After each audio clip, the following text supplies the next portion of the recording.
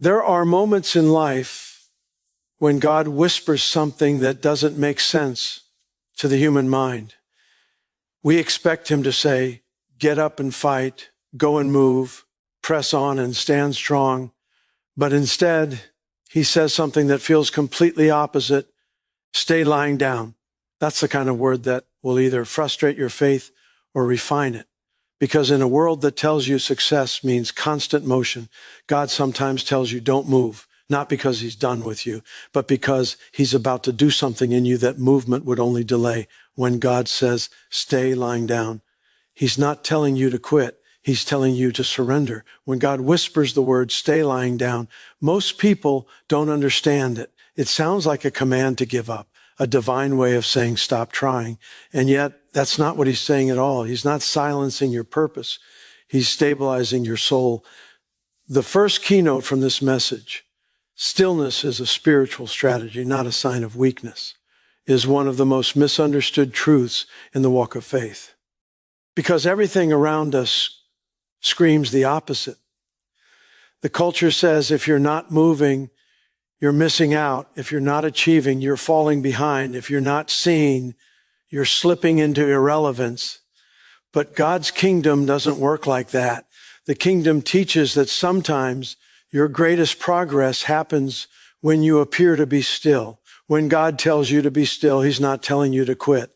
He's inviting you into alignment. Stillness is not the absence of purpose. It's the preparation for it. Every battle David ever won came after seasons of stillness in God's presence. Every revelation Moses ever received came in the quiet places, far from noise and movement. Even Jesus, before he chose the 12 disciples, withdrew to a mountain to be alone and still before the Father. That stillness was strategy. It was the place where heaven gave direction. So when God says, stay lying down, he's not holding you back. He's holding you steady until you're ready for what's next. Many of us confuse stillness with stagnation. We think if we're not running, we're regressing. But the truth is, motion without direction is chaos. You can be busy and barren at the same time. You can be active and unproductive. That's why God sometimes interrupts your hustle with a holy halt. He says, lie down, stop, rest, trust me. It feels unnatural because our identity has been tied to movement, not meaning. We've been taught that if we stop, everything will fall apart. But maybe that's exactly why God wants us to stop. So he can prove that he holds everything together, not us. Stillness is not a passive state. It's a position of faith. It's standing in trust even when there's no visible change. It's saying, I won't run ahead of you, God. I won't build what you didn't bless. I'll wait until you move. That's the kind of faith that separates spiritual maturity from spiritual panic. Because panic says, I must do something now. Faith says, I must wait for his voice. The waiting may feel uncomfortable, but it's in that stillness that God fine-tunes your discernment. He removes distractions. He reorders your thoughts.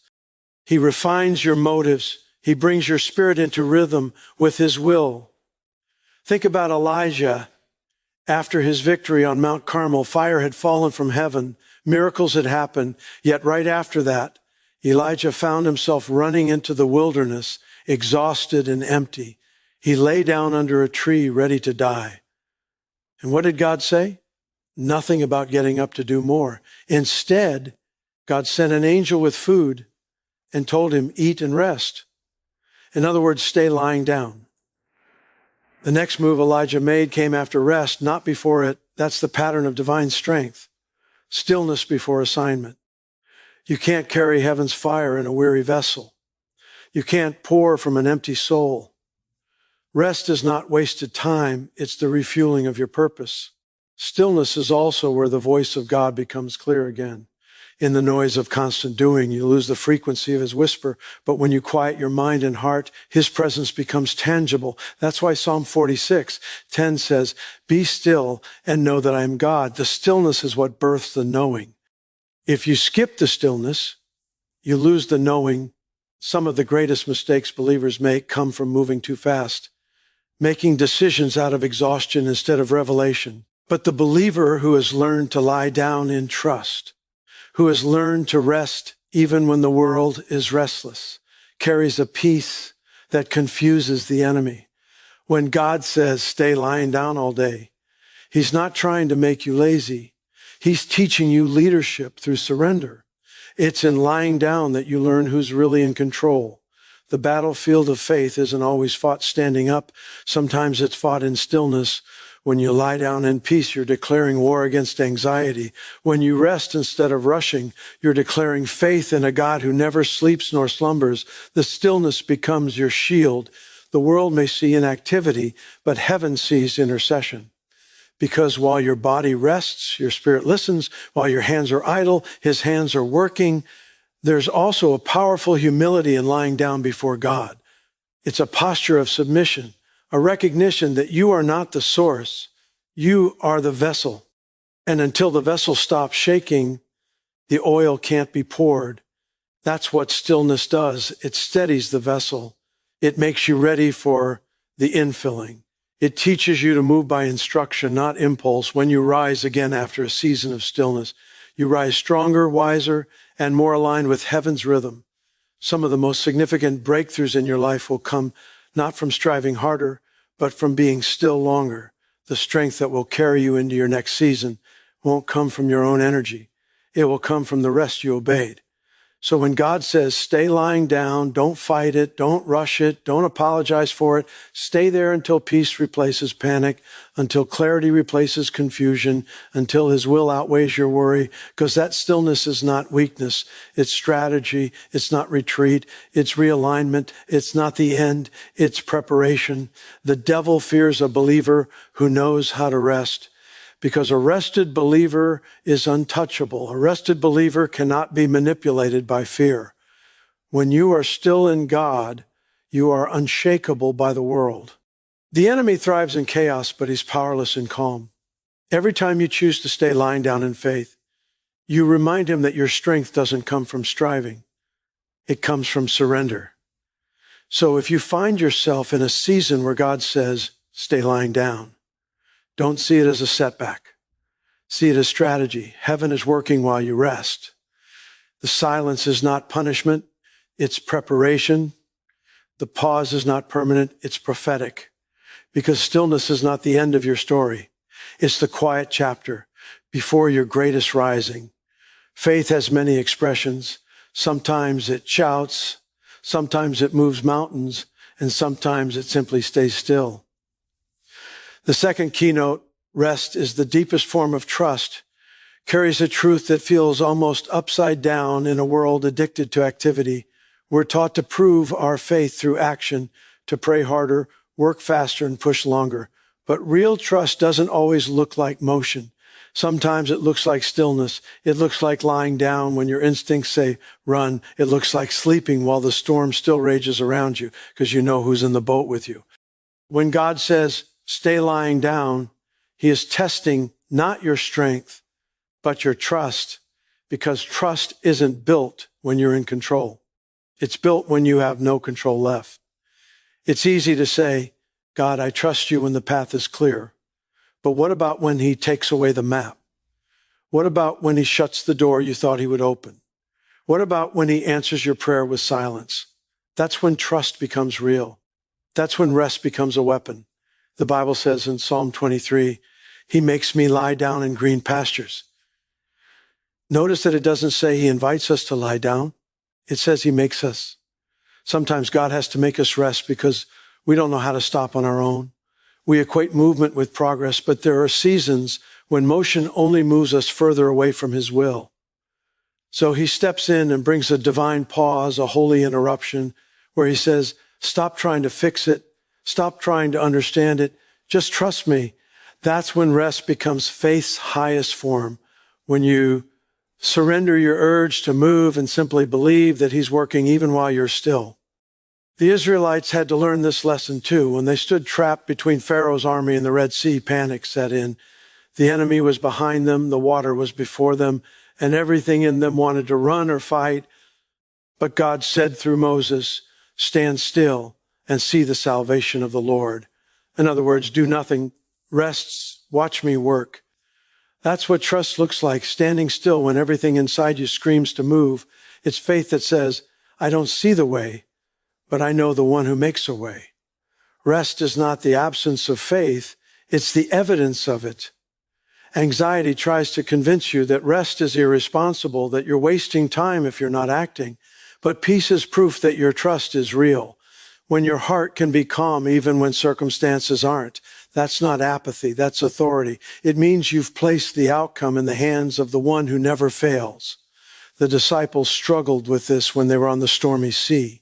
The winds howled, the waves crashed, and yet Jesus was asleep in the boat. They panicked and woke him up, shouting, "Don't you care that we're perishing?" But Jesus' rest was not indifference, it was confidence. He wasn't asleep because he didn't care. He was asleep because he trusted the Father's plan.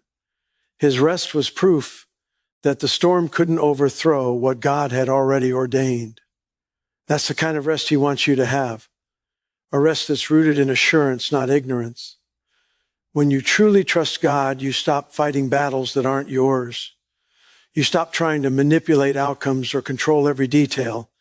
You learn to release it all, your fears, your deadlines, your desires, and say, "Lord, even if nothing changes today, I still trust you." That's the language of deep rest. It's not passive, it's powerful. Because rest is not you doing nothing, it's you allowing God to do everything. It takes faith to rest when you don't see progress. It takes maturity to stay still when others are running ahead. But rest is where the roots of your faith deepen. It's where God proves that his presence is enough, even when his plan isn't clear. The waiting becomes sacred, the silence becomes instructive, and the stillness becomes your sanctuary. In that place of rest, God begins to reshape how you see him, not just as the one who gives results, but as the one who is the result. You stop chasing what you think you need and start resting in who he already is. There's also a divine exchange that happens when you rest. Isaiah 3:15 says, "In returning and rest you shall be saved. In quietness and confidence shall be your strength." That means your strength doesn't come from your striving, it comes from your surrender. The more you rest in him, the stronger your faith becomes. The more you release your worry, the more peace flows into you. That's the mystery of God's kingdom. The less you do in your own power, the more he does in his. When you rest in God, you're saying, "I trust you enough to stop." That one decision terrifies the enemy because it means he can't push you with fear anymore. He can't manipulate you with pressure. He can't drive you into exhaustion. You've entered a place of unshakable peace where the storm might roar, but you remain anchored. That's what trust looks like when it's matured. It rests in the middle of uncertainty and still believes in the goodness of God. Even Jesus modeled this kind of trust. On the cross, when he said, "Father, into your hands I commit my spirit," he was releasing control. It was a declaration of ultimate trust. He rested in the Father's will even in death. And what came after that rest?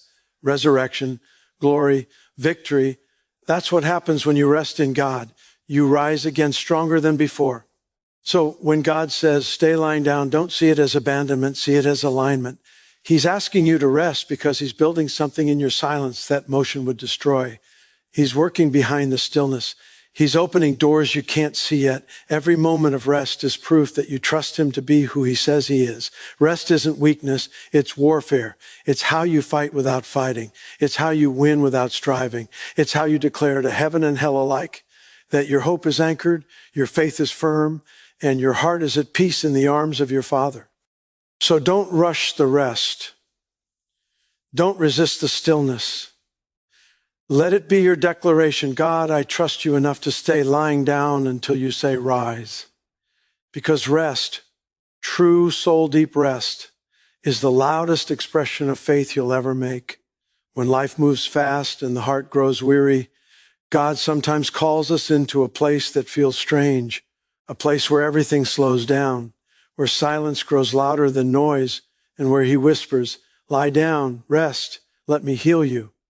The third keynote, healing happens in the still seasons, reveals one of the most profound truths about God's way of restoring his people. Healing rarely happens in the rush. It happens in the stillness, in the moments when you stop striving and allow him to reach the places movement has been hiding. We live in a generation that celebrates motion. If you're not doing something, people assume something's wrong. If you take time off, they call you lazy. If you pause to breathe, they say you're wasting time. But God doesn't see rest as waste. He sees it as worship. Stillness is where he performs the surgeries no one else can see. It's where he touches the wounds you've been too busy to acknowledge. Sometimes your constant movement isn't strength. It's a symptom of pain you're avoiding. And God loves you too much to let you live unhealed. So he whispers the word no achiever wants to hear. Stay lying down. In that still place, God begins to uncover what activity is buried. He begins to deal with the pain under your performance, the exhaustion behind your energy, and the fear hiding under your faith. So many believers serve faithfully, pray passionately, and give generously, but they do it while bleeding internally. They're ministering from wounds instead of wholeness. They're speaking life to others while dying silently inside. That's why God sometimes calls you away from the crowd. Not because he's punishing you, but because he's preparing to heal you. He pulls you out of motion so he can meet you in mercy. Think of Elijah again. After calling down fire from heaven, he ran into the wilderness, completely drained. He lay under a tree and asked God to take his life. In that broken moment, God didn't give him another assignment. He gave him a meal and rest.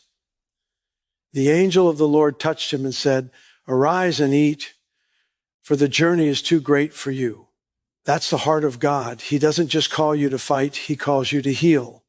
And he knows you can't heal while you're still running. You have to stop long enough for him to touch the parts that pain has hardened.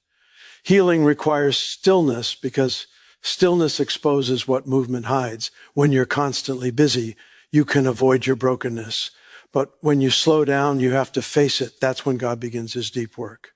It's not comfortable, it's cleansing, it's not loud, it's life-giving.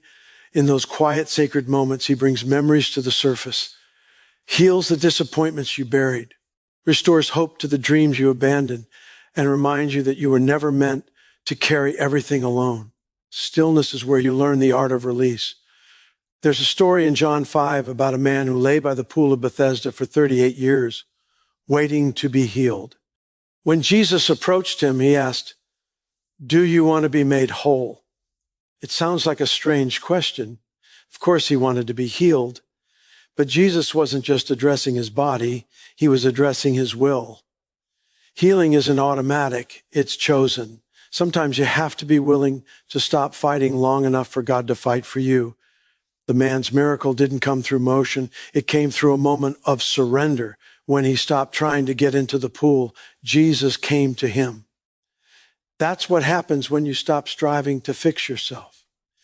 He steps in. When God says, "Stay lying down," he's protecting your process. Healing takes time. It's not instant because it's not surface level. It's soul level. It's in that quiet place where he begins to stitch the torn pieces of your heart together again. He restores the joy that pain drained. He removes the bitterness that disappointment built. He replaces anxiety with assurance. But none of that happens in a hurry. Healing is holy, and holy things require stillness. Sometimes the hardest part is letting go of the guilt that comes with rest. You may feel like you're wasting time, falling behind, or letting people down. But you're not, you're letting God rebuild you. You can't pour into others when you're empty. You can't carry others when your own heart is collapsing. Even Jesus withdrew often to be alone with the Father. If the Son of God needed solitude to stay whole, how much more do we? Healing in stillness is also about learning to trust again. Trust that God hasn't forgotten you, that your pause doesn't mean punishment, that your stillness isn't stagnation. You might feel unseen, but heaven is watching closely. You might feel nothing's changing, but the Spirit is working beneath the surface, repairing what the world can't see. Healing often looks like nothing on the outside, while everything is transforming inside. In the quiet, God rewrites your story.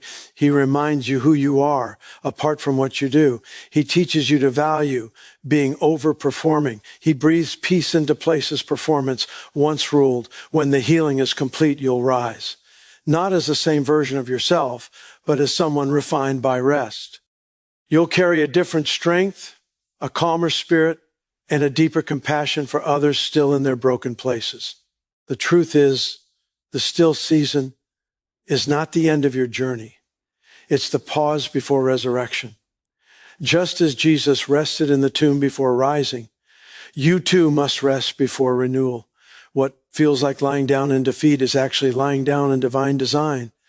God is resetting you. He's renewing you. He's repairing the unseen fractures of your soul so that when you rise, you'll rise healed, whole, and ready to carry the weight of what's next. So don't resist the rest. Don't rush the recovery. Healing happens in the still seasons for a reason, because the hands that formed you are the same hands that will fix you. And those hands work best when you stop moving and let them. If God has told you to stay lying down, it's not because he's finished with you. It's because he's not done healing you. Stay there until his touch is complete, because what's being restored in the stillness will become the strength you carry into your next victory. When everything seems to stop moving and life feels like it's standing still, it's easy to assume that something's gone wrong, that you've missed a step, lost momentum, or fallen behind. But the truth wrapped in the fourth keynote, what looks like delay is divine development, reminds us that God's timing is never off. He's never late, never unsure, never distracted. What appears to be a pause to you is actually the process of preparation to him. Heaven's delays are never denials. They are divine appointments disguised as stillness. There's a hidden wisdom in the waiting. The moments you call delay are the moments God is shaping your depth. He's building something in you that can't be built in haste in a world obsessed with instant results. God often takes the long road because he's not just after outcomes, he's after transformation. He doesn't just want to give you what you prayed for. He wants to make sure you're mature enough to handle it when it comes. That's why he lets you wait. That's why he slows things down, not to punish you, but to prepare you. Every seed goes through a hidden season before it ever breaks through the soil. You plant it in the dark, cover it up, and for a while, it looks like nothing's happening. But underneath the surface, life is forming. Roots are stretching down, structure is being built, and potential is coming alive in silence. That's divine development. God does his best work underground, in the unseen, where faith grows stronger and motives grow purer. You think you're being buried, but you're really being planted. You think you've been forgotten, but heaven knows your exact timing. When Joseph was thrown into a pit, sold into slavery, and locked in prison, he could have called it delay. Every dream God gave him seemed to move further away. Yet in those hidden years, God was developing him. He was teaching Joseph humility, integrity, and endurance, traits that a palace could never teach, but a prison could. When the time came, Joseph wasn't just ready for a position. He was ready for purpose. What looked like delay was actually the divine process that made him fit for destiny. That's what happens when God seems to hold you back. He's not ignoring you. He's investing in you. Every delay you endure has an assignment to grow your faith, stretch your patience, and deepen your dependence on him. We often want quick blessings, but God prefers lasting ones. Quick miracles may impress the world, but slow miracles transform the soul. That's why he doesn't rush you. He refines you. The waiting is where he removes what can't go with you into your next season. It's where he burns away pride, heals old wounds, and restores your focus. Sometimes the greatest mercy God shows you is not giving you what you asked for too soon. If he did, it might crush you instead of bless you. Imagine receiving the weight of your calling without the strength of character to carry it. That's why he delays, because he loves you too much to let your gift grow faster than your grace. He's teaching you that delay is not a dead end. It's a doorway. Every moment you spend in waiting is a moment heaven is preparing your environment, aligning your connections, and refining your inner strength. You might look at others and think they're moving ahead while you're stuck. But God's timeline for you is not measured by comparison. Just because someone blooms in one season doesn't mean your roots aren't growing in another. Everyone's process is different, and divine development can't be rushed. Flowers that bloom overnight fade quickly. Trees that grow slowly stand for centuries. So if God has you in a season that feels delayed, it's only because he's building something meant to last. Even Jesus went through hidden years. Before his ministry began, he spent 30 quiet years in Nazareth, working as a carpenter, waiting for the Father's appointed time. To the world, it looked like delay. To heaven, it was development. Those years weren't wasted, they were necessary. He learned obedience, patience, and endurance before performing a single miracle. If even the Son of God wasn't rushed, why should you be? When you understand this truth, waiting no longer feels like punishment. It feels like privilege because you realize God trusts you with time. He trusts you to hold still while he works on the masterpiece called you. That's divine development. When God slows your pace so he can strengthen your foundation, he's not just preparing blessings for you, he's preparing you for the blessings. It's in these quiet seasons that your roots are anchored deeper in faith. You learn to stop depending on open doors and start depending on the God who opens them.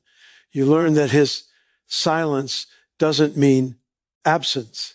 It means activity. He's working behind the scenes, orchestrating details you can't see yet. While you wait, he's weaving everything together so that when he finally moves, everything aligns perfectly.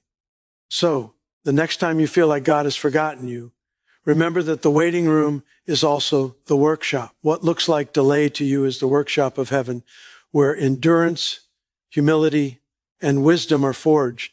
He's building your character before he reveals your calling.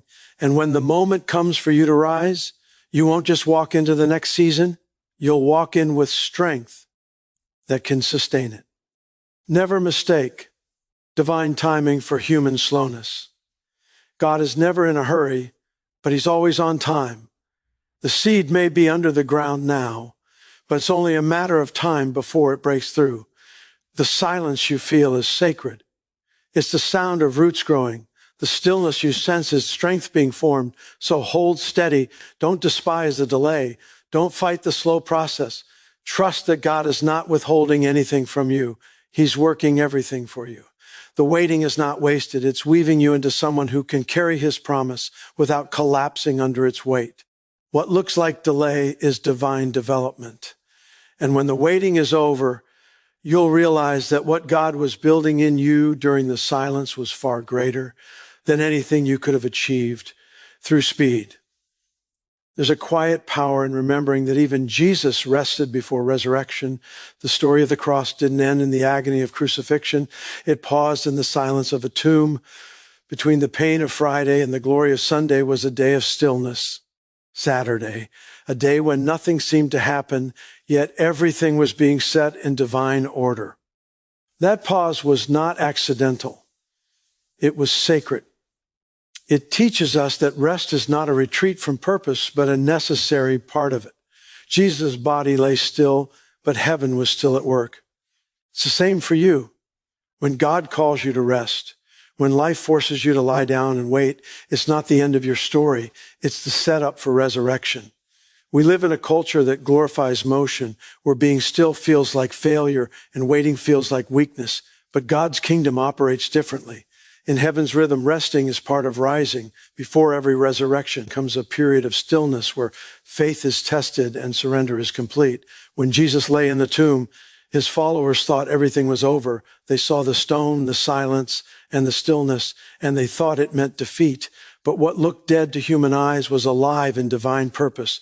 The pause was not proof of death. It was proof of power. In the same way, there are moments in your life when God allows a kind of stillness that feels like death. Your dreams stop moving, your plans seem buried, and your spirit feels silent. You might wonder, God, where are you? Why did you stop everything? But he hasn't stopped working. He's just shifted the work to a place you can't see. When you're resting, he's resurrecting. The same power that rolled the stone away from Jesus' tomb is the power of preparing your comeback. What looks finished isn't over. It's waiting for God's appointed time. There's a deep mystery in how heaven works through stillness. When you think about it, the tomb was a place of waiting, but it was also a place of transformation. The body that went into the tomb was wounded and broken, but the one that came out was glorified and unstoppable. That's what divine rest does.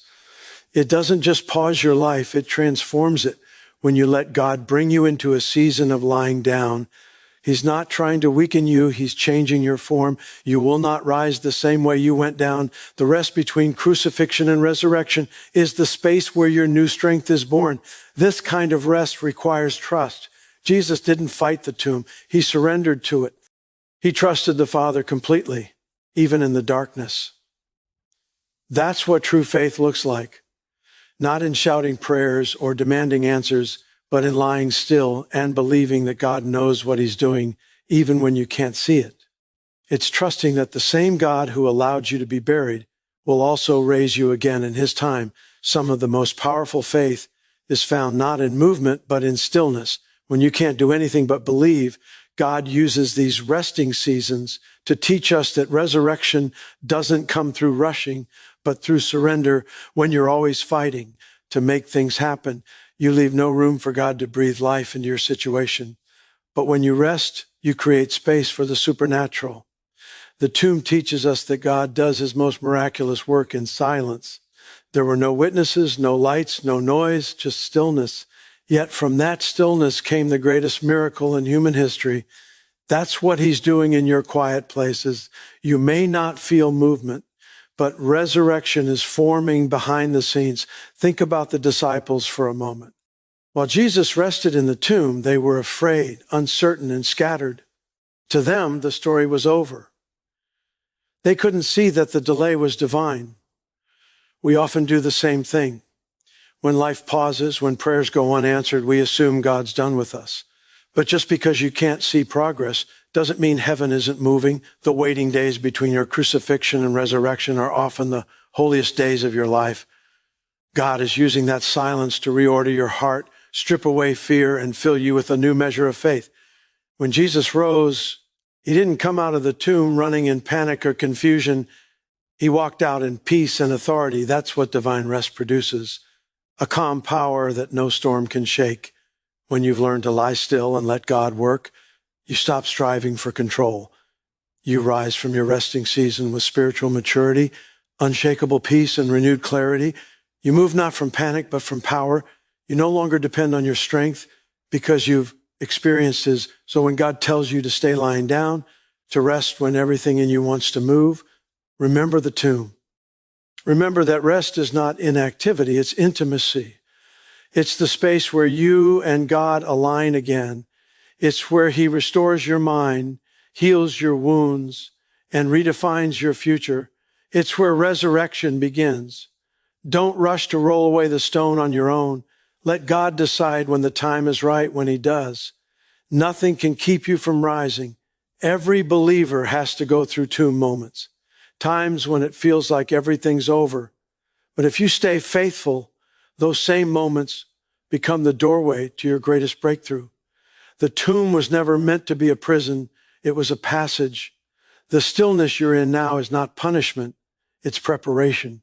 Just as Jesus lay still before stepping into resurrection. Lori, your rest today is a sacred part of your rising tomorrow.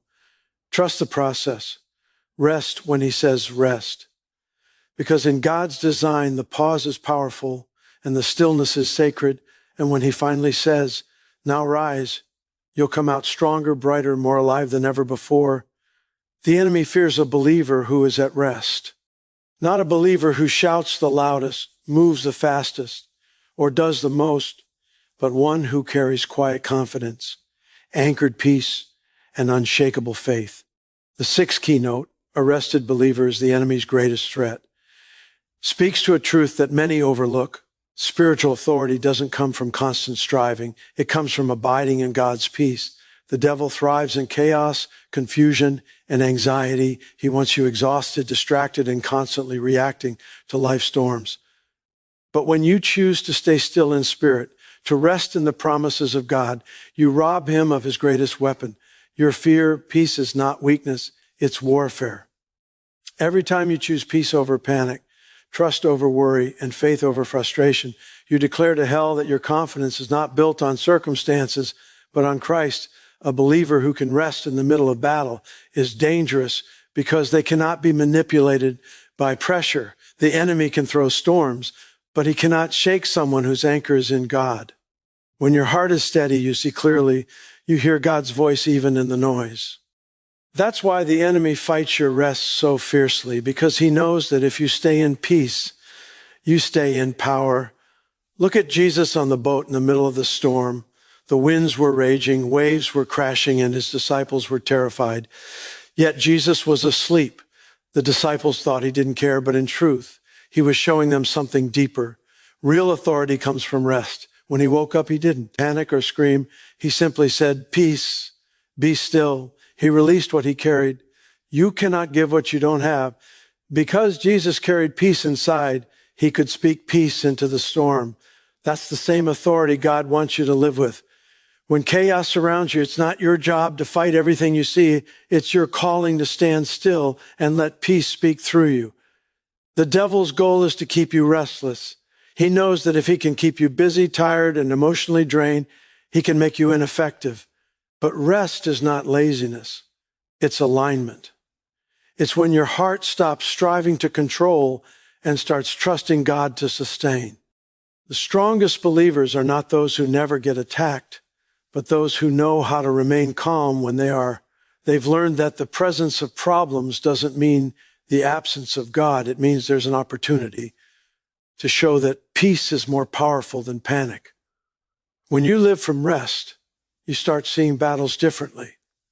Instead of reacting in fear, you start responding in faith. You begin to understand that not every attack deserves your attention, and not every storm needs your response. The enemy loses his grip when you stop giving him your energy. That's what spiritual maturity looks like. When you realize you don't have to fight for peace, you fight from peace. The war was already won. The cross was the final victory. The enemy's only weapon left is distraction. But if he can't disturb your rest, he can't control your life. There's something powerful about a believer who refuses to move out of God's rhythm. You can stand surrounded by chaos, yet remain unshaken, because your peace doesn't come from people, plans, or possessions. It comes from presence. The peace of God is not dependent on quiet circumstances. It's a calm that lives within you, regardless of what's happening around you. When you live in that kind of rest, you become unpredictable to the enemy. He expects fear, but you respond with faith. He expects anger, but you respond with grace. That's spiritual strength. That's authority born from peace. The Bible says, the Lord will fight for you. You need only to be still. Stillness doesn't mean doing nothing. It means trusting completely. It means you stop reacting to every wave and start believing in the one who walks on them. When your soul is at rest, you begin to operate from a higher perspective. You don't waste energy worrying about what the enemy is doing. You're focused on what God is building.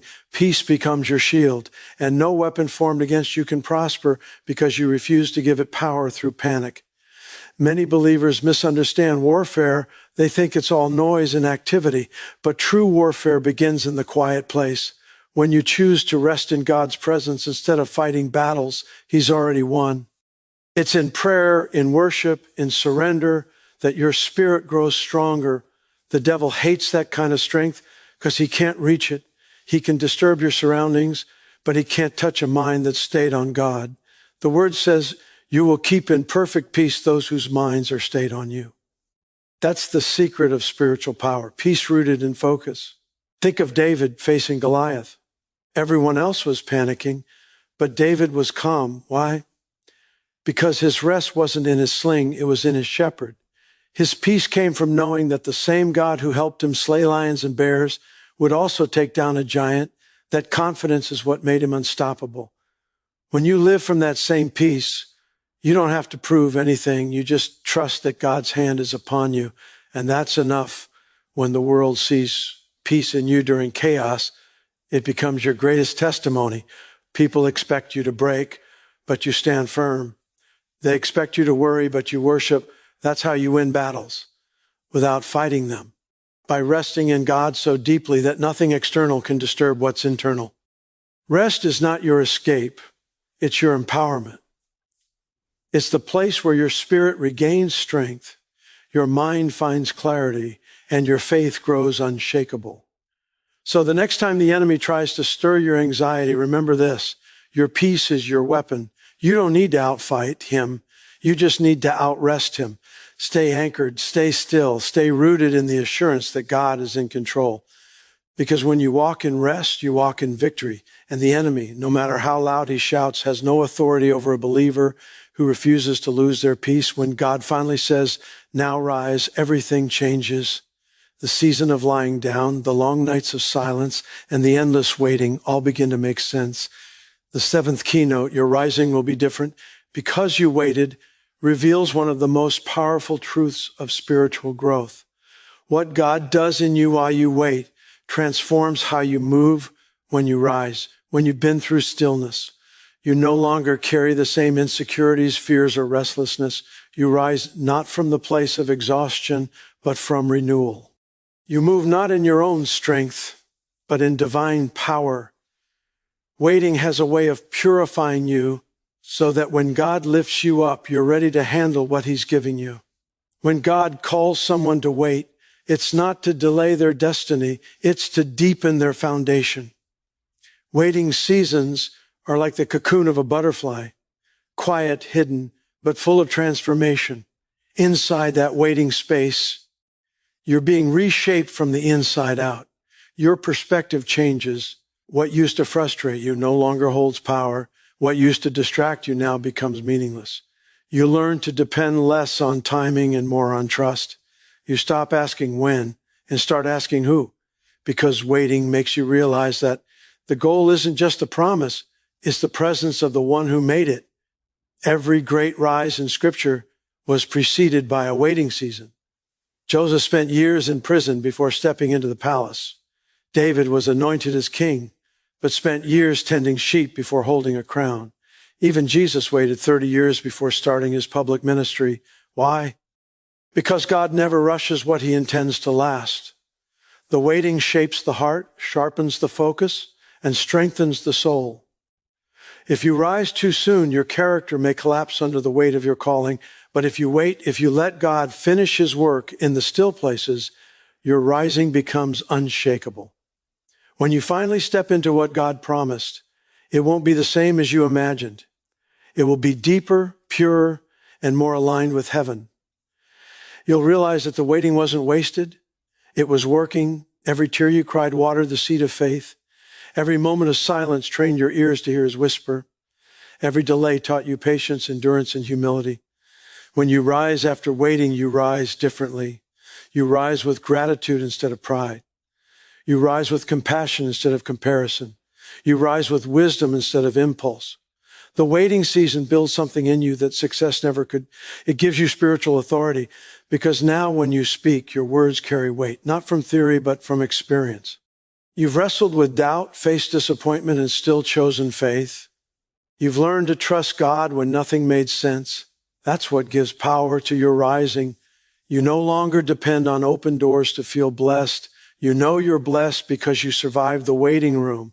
The waiting gives you a testimony that no shortcut could ever produce.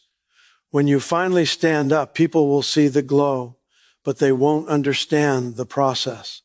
They'll admire the rise, but won't know the pain it took to get there. And that's okay, because your story isn't meant to impress. It's meant to inspire.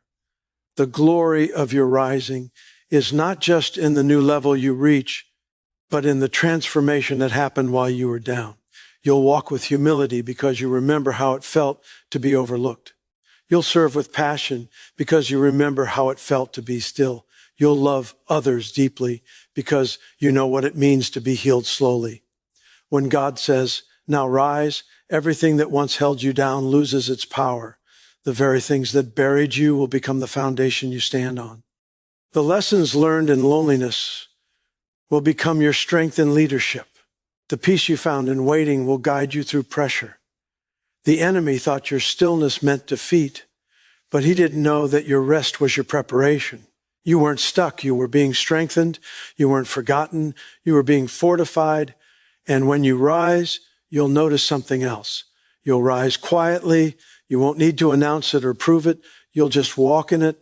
True rising is never loud. It's the quiet confidence that comes from knowing you've been processed by God himself. You'll move differently because you've learned that real power isn't in striving, it's in surrender. The waiting season taught you that. That's why your rising will be different. It's not fueled by ego or emotion. It's led by peace. There's something beautiful about the kind of rising that comes after waiting. It's mature, steady, and purposeful. You don't rise with anxiety. You rise with assurance. You don't chase opportunity. Opportunity begins to chase you. You don't need to convince anyone. The fruit of your faith speaks for itself. The time you spent lying down, resting, and trusting was never wasted. God was building endurance for the weight of your next season. And when you step into it, you'll see why he made you wait.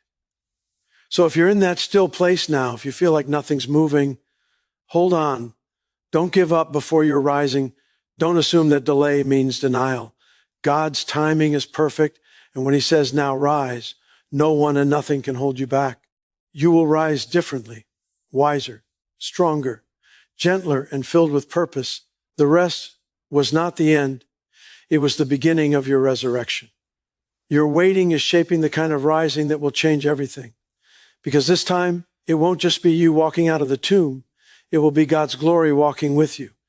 If this message stirred your heart, don't forget to like, share, and subscribe for more powerful motivational sermons that will renew your faith and lift your spirit.